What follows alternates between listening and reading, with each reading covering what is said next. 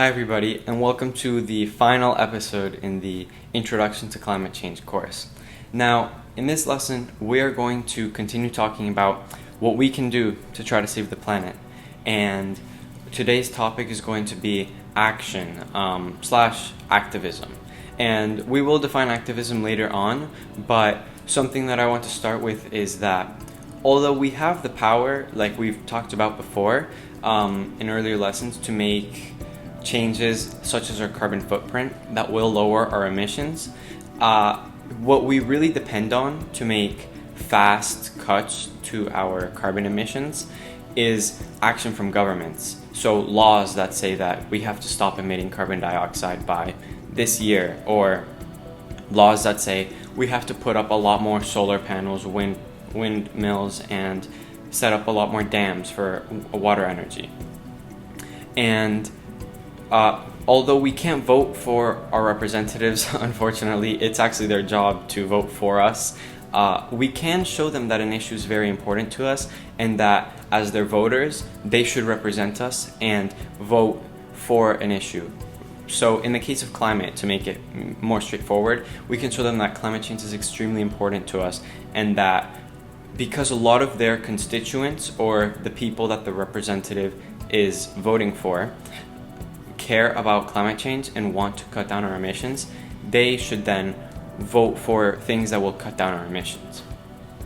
Now, before we dive any deeper, let's define the term activism.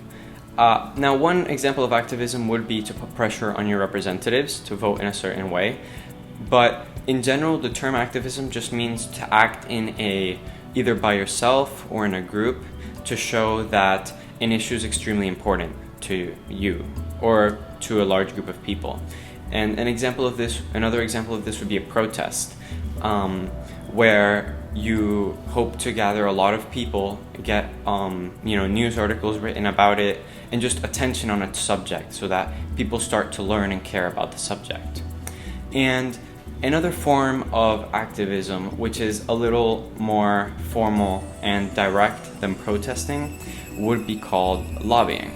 Now, lobbying is when you sit down directly with your representative or somebody from your representative's staff, usually your representative, to encourage them to respond to a certain issue like climate change.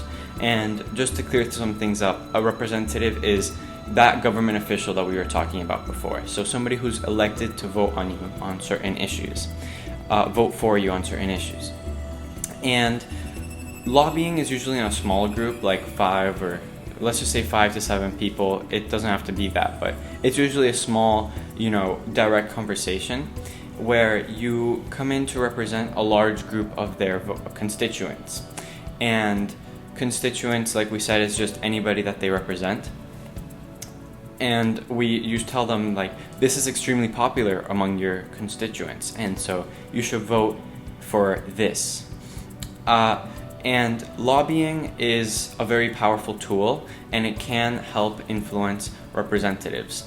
But it's kind of harder to lobby than everybody because it's a bit of a time commitment. You have to prepare what you're going to say, get a meeting with them.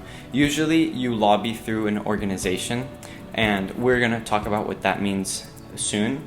But some other simpler forms of activism would be simply to call and email your representatives and tell them that climate change is an important issue for you. Or better yet, to call and email them to vote for a certain specific bill.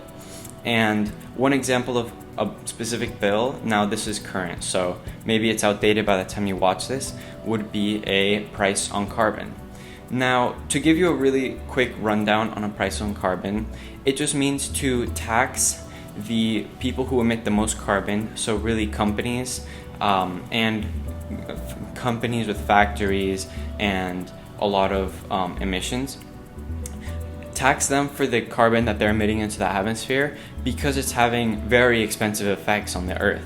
And you take that money and you give a bit of it to directly to citizens, because what happens when you tax carbon, it means things like gas get more expensive. and transporting things in trucks gets more expensive. So you need to give some money to people who are buying things, so pretty much everybody, in order to make that even, right? So that they're not actually losing money.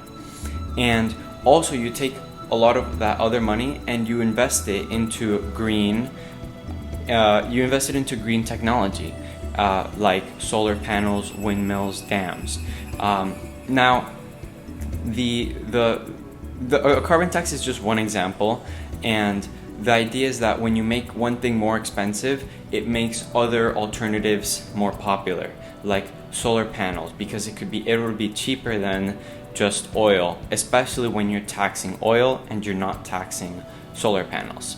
And that's a way to encourage people and companies to start moving to forms of energy that do not cause any emissions.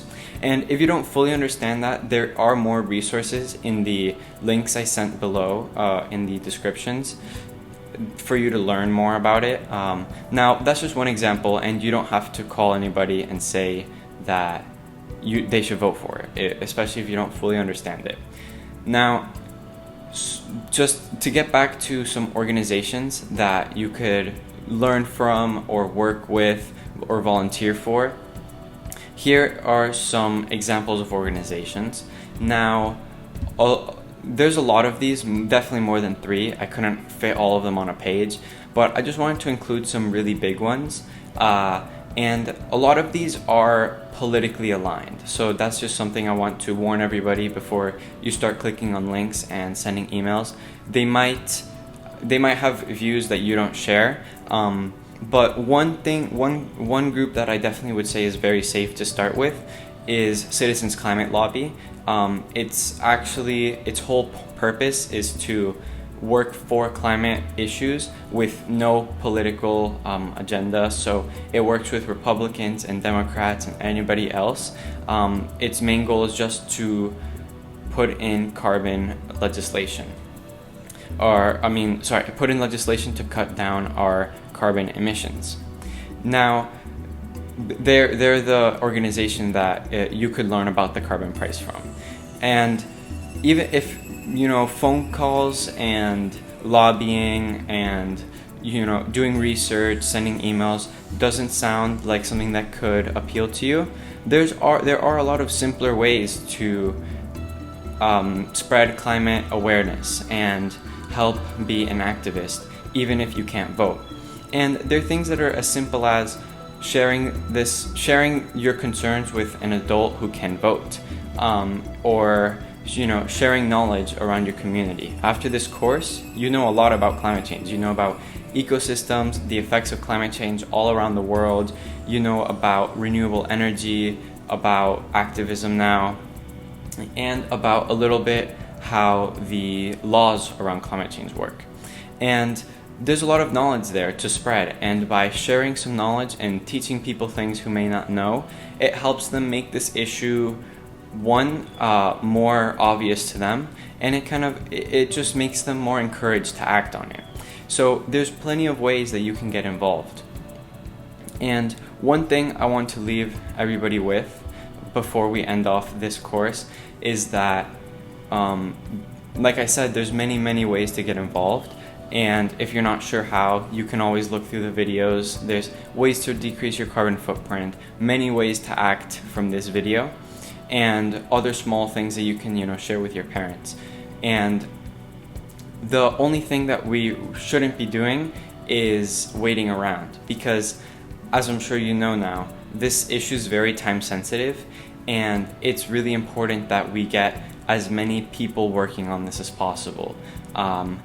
Because starting early, especially young generations, could be the difference between a very healthy Earth and a very unhealthy Earth by the time we're adults. So that's what I wanted to leave you with, and thank you for watching this, and I hope you've been inspired to take some action.